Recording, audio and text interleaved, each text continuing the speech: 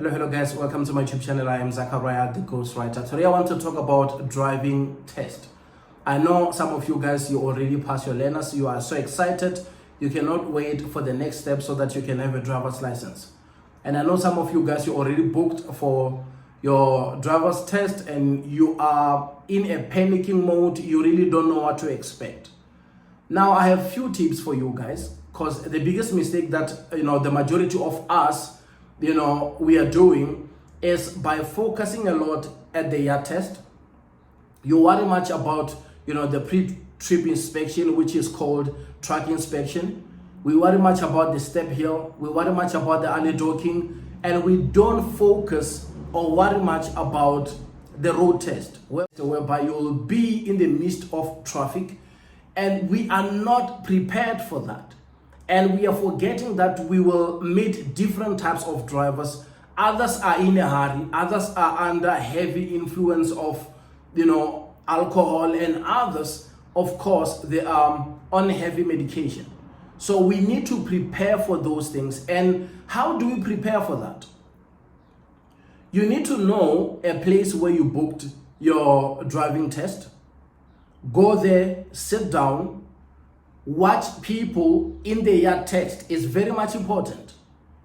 Check where they start and where they end the test, simply because of different, traffic department has different ways of doing their test. Others will do the pre-trip inspection or track inspection. From that after, it goes straight to alley docking. Others, they do track inspection, then you will go straight to the step hill. So now different traffic departments has different ways of doing things, but everything that you need to know is all covered. You need to know where is their starting point and where they will end their test. There will be the same exit and also the same entrance.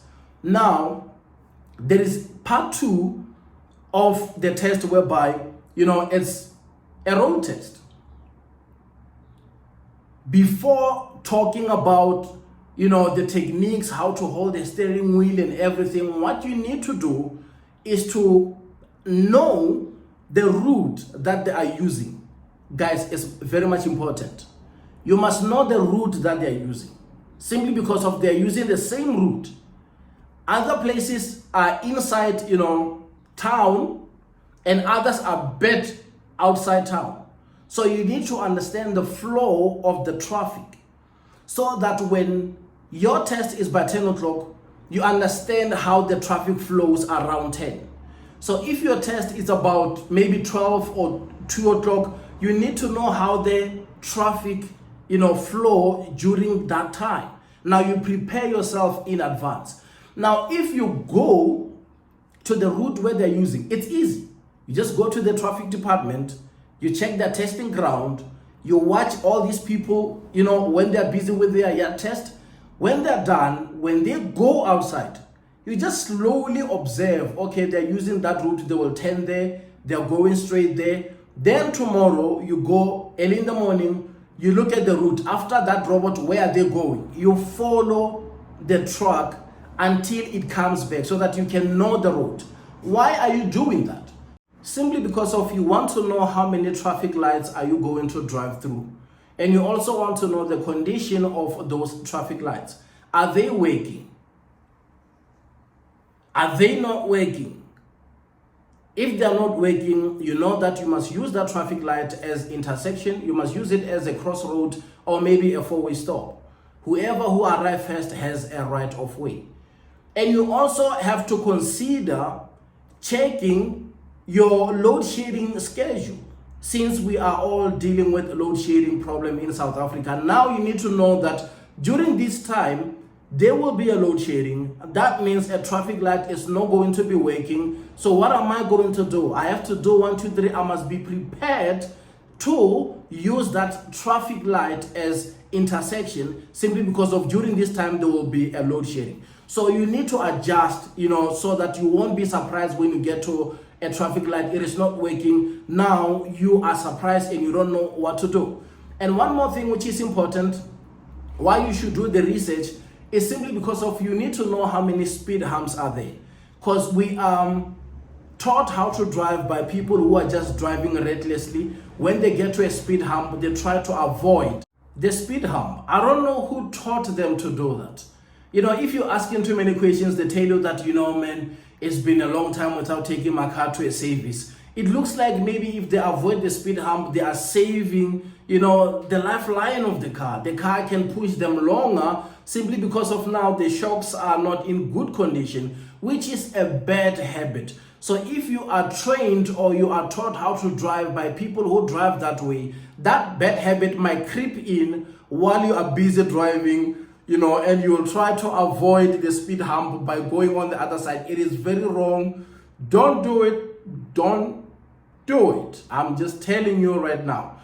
And one more thing that you are doing all the research for is simply because of now the roads are different. Some other roads are just a bit narrow than the others. And when you look at places, there are other places which are urban places, others are non-urban places.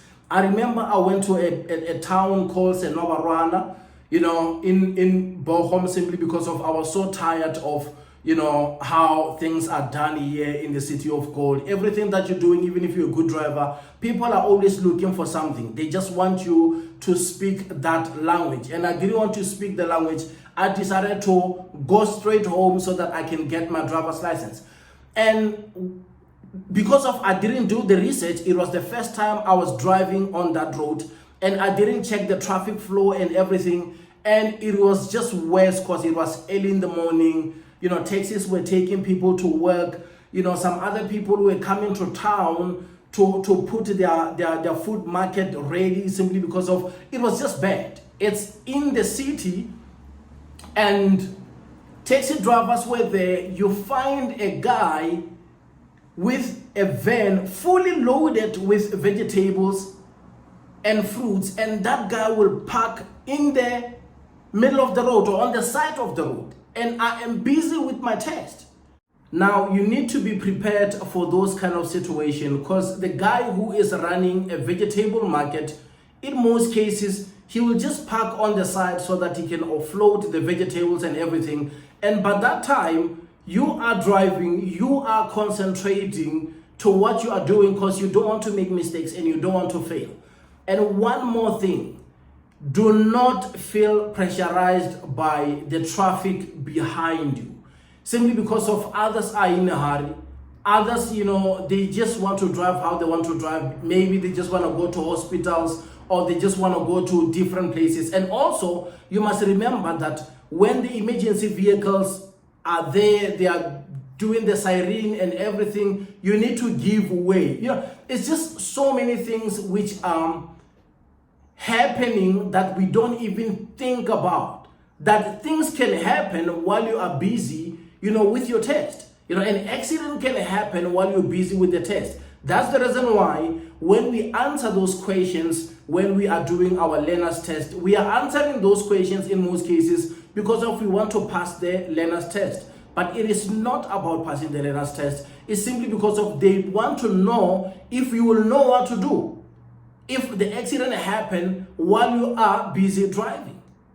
So when you are outside, the job of the examiner is to check if you can change your gear smooth, if you can control your vehicle, if you know how to stay in your lane, if you can keep to the speed limit which is required to that place where you are, and if you are observing, you are checking your mirrors, you are aware of everything which is happening, and if you can handle the pressure well. Simply because of, I remember when I was just driving, I kept looking at when I'm observing, I look at my rearview mirror and I can see that, oops, there is a bit of a traffic behind me, but I need to drive according to the speed which is required. I shouldn't let this guy pressurize me. And some other people are understanding, because when you're driving, they're like, okay, it's 8 o'clock, it's early in the morning. That means the person is busy with their test. We don't have to, hoot at this person so that they can make mistakes. You must know these things, because no one is going to tell you about those things. Thank you.